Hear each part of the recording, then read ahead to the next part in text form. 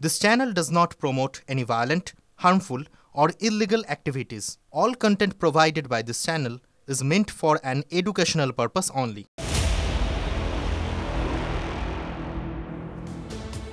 কোচবিহারে চ্যাংরাবান্ধায় শুভেন্দু অধিকারী পরিবর্তন সংকল্প যাত্রা। এবার সেদিকে নজর রাখা যাক। চ্যাংরাবান্ধা বাইপাস থেকে ভিআইপি মোড় পর্যন্ত মিছিল এবং মিছিল শেষেই সভা, সেখানেই অস্থায়ী মঞ্চ তৈরিতে বাধা দেওয়ার অভিযোগ পুলিশের বিরুদ্ধে। আমাদের একটা সভা হচ্ছে, কোনো রকম ঝামেলা নেই, কোনো গন্ডগোল নেই। বি টিম তো B team signboard party CPM হচ্ছে বি টিম। ওদেরকে মাঠে মমতা নামিয়েছে ভোট কেটে, হিন্দু ভোট কেটে, যাতে তৃণমূলকে জেতানো যায়। লোক এত বোকা নয়, ওরা 6% পেয়েছিল, লোকসভাতে 1%ও পাবে না। সব হিন্দু এবারে একজোট হয়ে বিহারের মতো ভোট দেবে। আজকে আপনারা বলতেন না যাদবরা ভোট দেয় না, লালু প্রসাদের বেটাকে দেবে, তা যাদবরা এবারে বেরিয়ে এসে কেমন করেছে।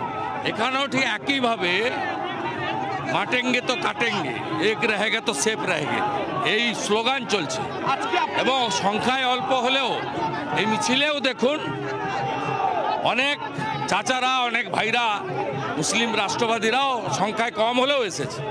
এটা কি একটা পরিবর্তন হচ্ছে মুসলিমদের মধ্যে? নিশ্চিত তারা বুঝেছে মমতা ব্যানার্জি তাদের ইউজ অ্যান্ড থ্রো করেছে।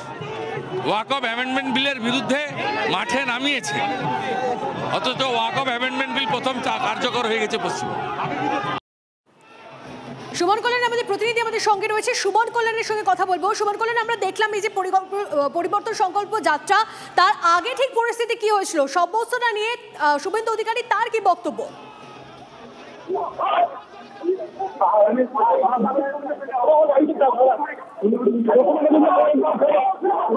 না সুমন কল্যাণ, তোমার বক্তব্য স্পষ্ট নয়।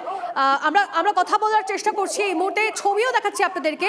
শুভেন্দুর পরিবর্তন সংকল্প যাত্রা সভাস্থলে এই মুহূর্তে মঞ্চে উপস্থিত হয়েছেন শুভেন্দু অধিকারী। দেখতে পাচ্ছেন আপনারা ছবি সরাসরি।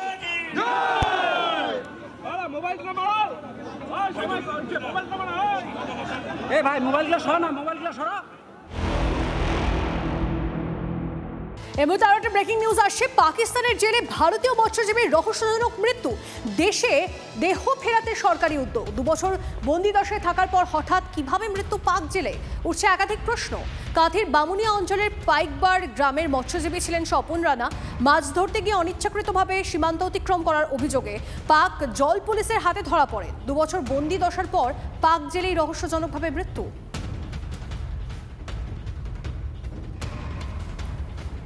মুদ্রাটে লঞ্চে গেছিল, বললো যে পাকিস্তানে ধরা পড়েছে। তাই লিখি পাকিস্তানে আছে আজ 2 বছর। কে? আমার স্বামী। এখন কি মারা গেছে বলে খবর এসছে এখানে। কোথা থেকে জানতে পেরেছে? ওটাই জানতে পারলাম।